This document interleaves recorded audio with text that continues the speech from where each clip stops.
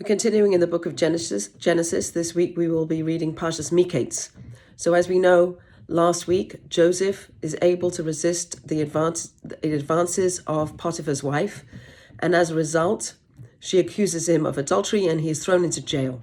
He goes into jail, to the darkest, lowest place in the Egyptian regime. And there he languishes, but he never forgets God. God is always with him.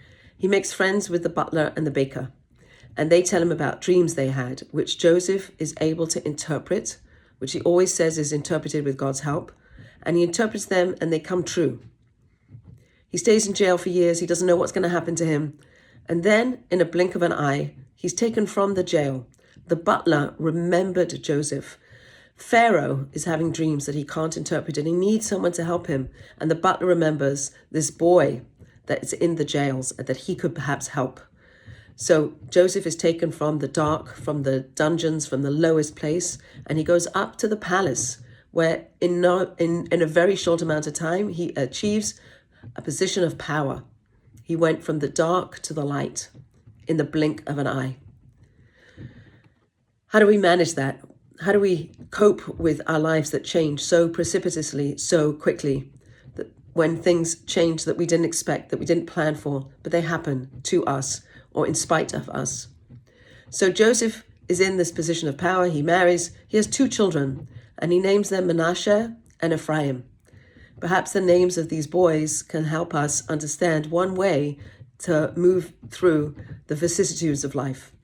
So Manasseh is the firstborn, and he is named, his name means God has helped me forget my suffering and my father's house, that somehow Joseph needs to move beyond the suffering that he endured, the bullying he had, the fractured family he had, the childhood that he had that was painful. He has to know that that's part of him, and he has to move beyond it. He wants to somehow forget about it or incorporate it so he can use it for good.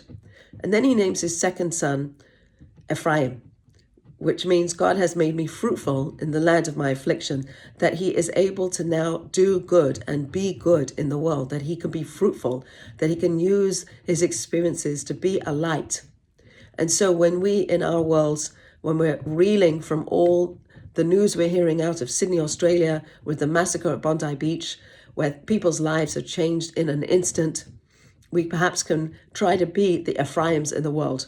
Not to deny that there's suffering, to know that there's a Manasseh, but also to be the Ephraim, the people who bring light, the people who are fruitful, the people who do good, the people who continue to show up to light the menorahs, to be the light in the dark. And as our world gets darker, let's fortify ourselves to bring more light and to be more like the Ephraim.